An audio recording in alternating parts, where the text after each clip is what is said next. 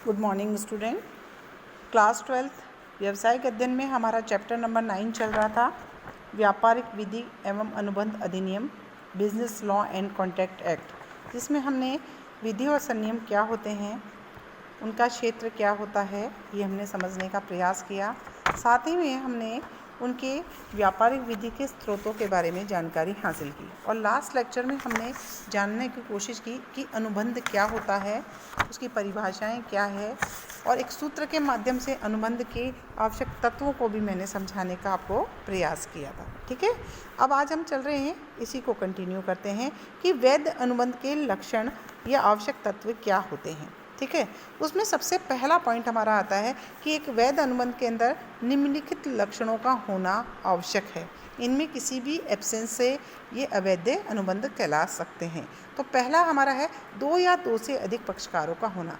कहते हैं किसी भी अनुबंध का सबसे महत्वपूर्ण और प्रथम लक्षण होता है कि उसके अंदर 2 पक्षकार हों, अर्थात एक व्यक्ति जो प्रस्ताव रखता हो और दूसरा व्यक्ति जो प्रस्ताव स्वीकार करता हो। ठीक है, तो एक प्रस्तावक होता है जिसे हम बोलते हैं कि जो प्रस्ताव रखता है या वचनदाता भी हम उसको कहते हैं।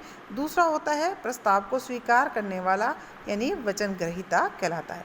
प्रस्तावक प्रस्ताव रखता है और सामने वाला व्यक्ति उसको स्वीकार करता है और जब वह स्वतंत्र स्वीकृति दे देता है तो क्या होता है, ये अनुबंध हो जाता है। यहाँ पर एग्जाम्पल दे रखा है कि जैसे एक शादी के लिए 2 पक्षकारों का होना, यानी वर और वधू का होना आवश्यक है, वैसे ही एक अनुबंध के लिए कम से कम 2 पक्षकारों का होना नित्यांत आवश्यक है।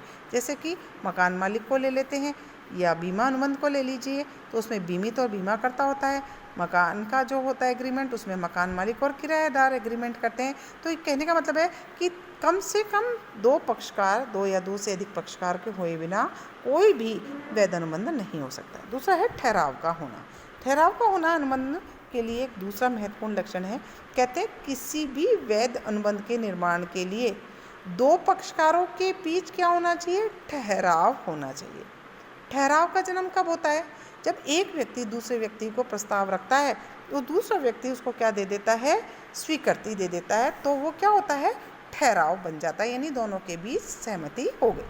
लेकिन 2 पक्षकार यदि एक साथ एक ही समय में एक ही वस्तु को क्रमशः क्रय और विक्रय के लिए प्रस्ताव करते हैं तो उसमें ठहराव का निर्माण नहीं होता। इसे हम क्या कहते हैं, प्रति प्रस्ताव कहते हैं। एक इम्पॉर्टेंट प्रश्न बनता है, प्रति प्रस्ताव किसे कहते हैं। फॉर एग्जाम्पल यहाँ पर दे रखा है कि सीमा रीता को अपना ब्यूटी पार्लर 50,000 रुपये में बेचने का प्रस्ताव रखती है। रीता इस प्रस्ताव को स्वीकार कर लेती है। यहाँ सीमा और रीता के बीच क्या हो गया, ठहराव हो गया, क्योंकि रीता ने उसको 50 रुपये में लेने देती है और सीमा उसके बदले में उसको क्या मिलते हैं, 50,000 रुपये दे देती। तो कहने का मतलब है कि दोनों एग्री हैं और दोनों ने, एक ने प्रस्ताव रखा, दूसरे ने स्वीकार किया और उसने उसका पेमेंट देने के लिए हाँ कर दिया। तो ये क्या कहलाएगा, ठहराव कहलाएगा। तीसरा है वैधानिक संबंध स्थापित करने की इच्छा होनी चाहिए। कहते हैं किसी भी वैध अनुबंध का निर्माण करने के लिए जो 2 पक्षकार होते हैं उनका इरादा क्या होना चाहिए कि वे एक दूसरे के प्रति क्या होते हैं, अनुबंध करने की इच्छा रखते हो और साथ ही साथ वैधानिक संबंध स्थापित करने की इच्छा रखते हो। जैसे कि हमारे दैनिक क्रियाकलापों में हम बहुत सारे ठहराव करते हैं कि मैं तुझको ये दे दूँगा या तू मुझको ये दे देगी ना, तू मेरी बर्थडे पार्टी में आएगी ना, या आप मेरी शादी में ज़रूर से आना, या मेरे समारोह में आना, तो ये मेरे साथ भोजन करना, ये सब ऐसे ठहराव हम करते रहते हैं। लेकिन ऐसे ठहराव से क्या होता है, हमें कोई लीगल रिस्पॉन्सिबिलिटी उत्पन्न नहीं होती है ना। तो ठहराव कर रहे हैं लेकिन उसका उद्देश्य क्या नहीं है, वैधानिक संबंध स्थापित नहीं करना। तो ऐसे ठहराव पारिवारिक, राजनीतिक, सामाजिक उत्तरदायित्व तो उत्पन्न कर रहे हैं, परंतु उसका उद्देश्य वैधानिक संबंध स्थापित करना नहीं। इसीलिए एक वैध अनुबंध के लिए दोनों पक्षों के दिमाग में ये बात अवश्य आ जानी चाहिए कि अगर हम दोनों एग्रीमेंट कर रहे हैं तो हम दोनों की एग्रीमेंट करने से अगर किसी ने भी उस एग्रीमेंट को तोड़ा तो हम न्यायालय में जाकर उसको पूरा करवा सकते हैं। तो ऐसे वैधानिक संबंध स्थापित करने की इच्छा होगी तभी वह क्या कहलाएगा, आपका वैध अनुबंध कहलाएगा। ठीक है, आपके यहाँ उदाहरण दिया है, श्याम ने अपनी पुत्री पर अपूर्वा को के जन्मदिन पर भोजन के लिए आमंत्रित करता है। श्याम निमंत्रण स्वीकार कर लेता है। अब श्याम किसी दिन कारणवश उसके भोजन पर नहीं पहुंचता है तो आप उसको कानूनन जाकर क्या नहीं कर सकते, कोर्ट में नहीं घसीट सकते, क्योंकि ये तो पारिवारिक संबंध है, आपस में आते जाते हैं। कहीं आपने लीगली कोई ये थोड़ी ना कि आप उसको कोर्ट में ले जाएंगे, साहब ये आया नहीं।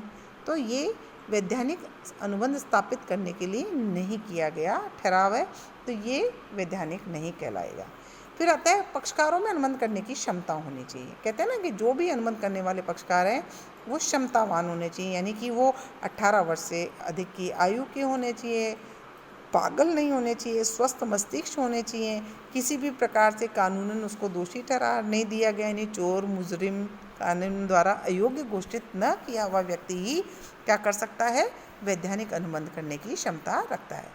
अगला पॉइंट आता है सहमति। अनुबंध निर्माण के लिए मोस्ट इम्पॉर्टेंट एक और चीज़ होती है कि जो भी ठहराव किया जाए उसके अंदर दोनों व्यक्ति समान भाव से सहमति दें और स्वतंत्र सहमति दें। सहमति होना यानी समान भाव से, 2000 रुपये में लोगे ना ये चीज़, वो बोलेगा हाँ जी मैं 2000 रुपये में लूँगा, तो दोनों के समान सहमति है, समान भाव है।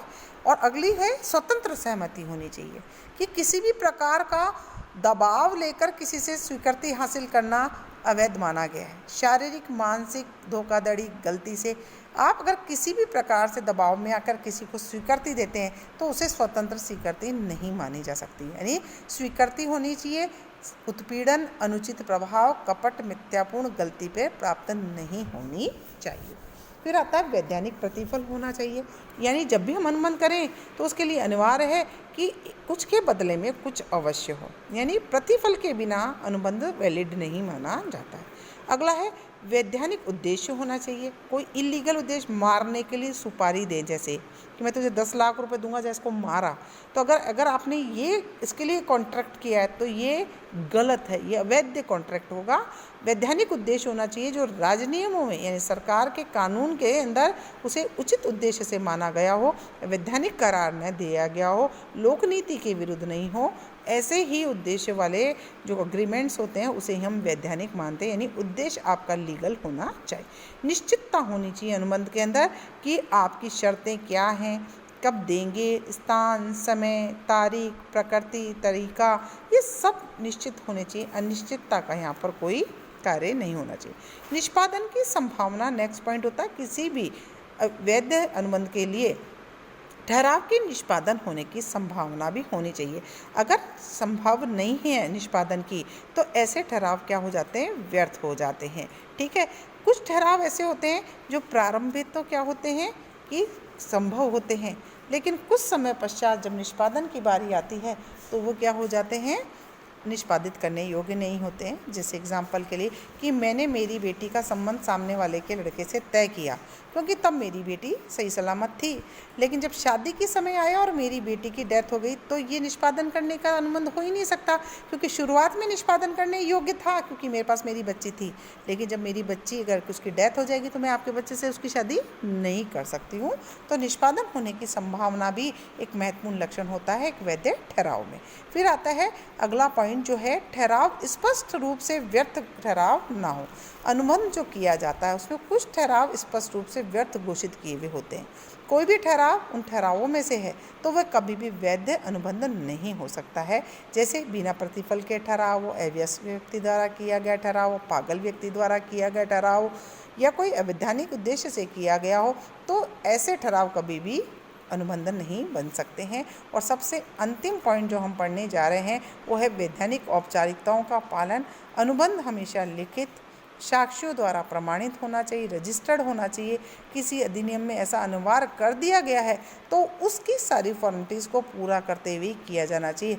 अन्य दशाओं में अनुबंध लिखित, मौखिक, गर्भित किसी भी रूप में कर सकते हैं, लेकिन जिस अनुबंध में ये रिक्वायरमेंट्स है कि वो लिखित हो, साक्षी के रजिस्टर्ड साइन हो, है ना, और अधिनियम में अगर ऐसा करना ज़रूरी है तो वैसा करने पर ही वह एक वैधानिक अनुबंध बन सकता है। तो बच्चों, आज हमने वैध अनुबंध की आवश्यकता और लक्षणों के बारे में जानकारी हासिल की। Thank you very much. आप सभी नोट्स बनाएं, क्वेश्चंस को अच्छे से करें। ये पूरा एक 6 नंबर का आने वाला बोर्ड में प्रश्न है, ध्यानपूर्वक करें। Thank you very much.